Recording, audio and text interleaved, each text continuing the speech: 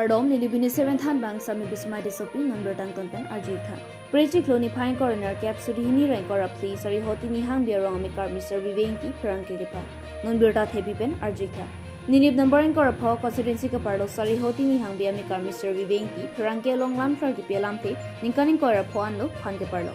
Lasikar biang long ke thege dinga tuma phan kachning ripona tengke phan kachikap ke dam ke wang bicheng giri mate ning preng barla por ke sang hem kavia jo kisung lasi waiting seat nang pivek thapusi ingtia sang ho kachning ru nonang kera batuma bangphu ake high bidyate ron social worker alanglita phani hum nang pilo pusi pherang ke along lam far pilo lapen borpung tarapung borlangso ke dam ke wang atowar kachelenga towar ta kahino lo posi ke sang hem nang kim pivek thapusi cm nilip msc pobitro rong pia tuma phan kachning ru Nilipen, Roland Killing, News Text Report, B News 7, Lapen Bertang Tonpen Lamponi.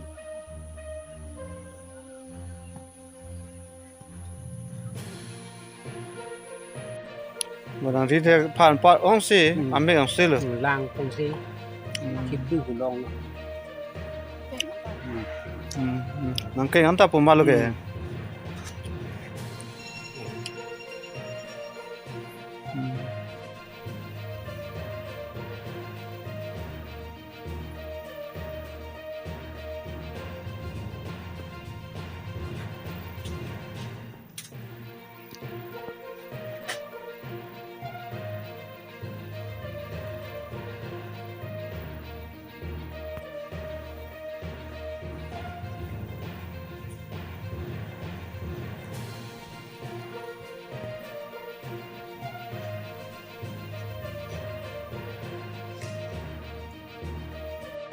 Aprang si nang mian nang cithan tate. Lapen nang dak nang lirong ke kopi arong ne. Sarihoti Nihang bi. Ante pini nang lila bangso perang ke amai ke phan nang tum pini la bangso kopi aja mix nang leke papon bangso lam nang ithi thini bathani gi ma.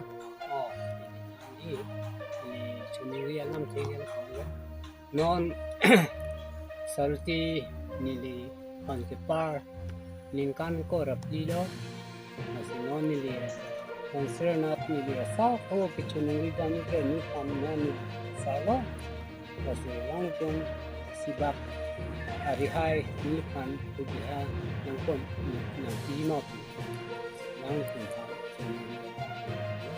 apenon lada nili pan par ningkan korap dilo Meeting set along with Pina as the higher Kerap Marathon Tapusi. Nang li la bangso lang the lang pleng mane borpung tarpung antala si kidam ke bang atwar ke la hello ponang li la bangso lang the hu la pen lang san hu adona li ku puson si nang li rada long la bangso ken pon la bangso lam thani gi ma. La lang the barkha achitim an ni lang the par bang ke ine Inupen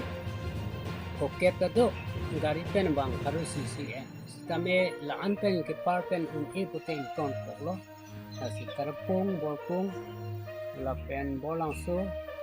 la tu sorong kote area si rima tum anta pusi nilong la hello. Stame nili tum cerap se ani kan na la par bom. Asi non ning pleng ngali lo. Asi nili thang ta hujja long le mane Gari tumke gari hong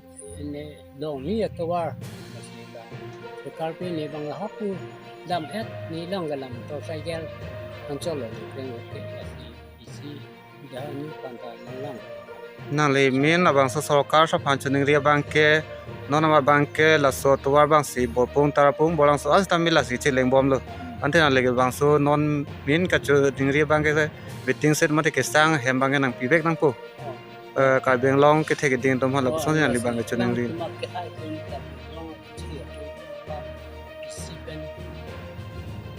Kerap kita po ya lo non mat nang palite po si ni matham tante nang li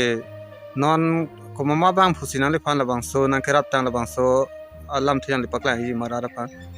oh tidam tang bang mate ke hai terong sang ta ni phan sap o phan pe na jo kerap ni pilo la ko non la ke cari bom atuma bang non tidam tang amang kai ni hai bilang kami tidak itu Henry bangai non boblo kasi non king serbang di long wala ante la teron sang hu puna la men chini ma men thani ji ma sini la terong sang hote tidak sing terong lo di pan kami rap di banglo pan Nilip marong alang litum si ongin tang bora alang di sini pan Kerap di pan paklang banglo di pan lang litum serupis nai dan kuda Nilip alang di kokkan ini sak oh dah ke bang itu cek bang ni ke lah kasi non Nilip alang litum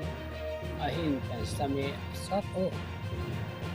yang sing kipidun ko sini lahai lam anta ni cepen dulu non te la bang so nang ka do virat phan pachini alam bang ke kopi dolang la bang so lam nang than pon gi ma la non ni di kichuni ria lam thege sara tum kithe de tum khomuja tum an same isi Kerap nang pitha posini le sini ria jala tum isi alang tum long akhir demi pidana sini tum lagi dampang anta alang tum nang rapam lo kasi non Nilip rang kini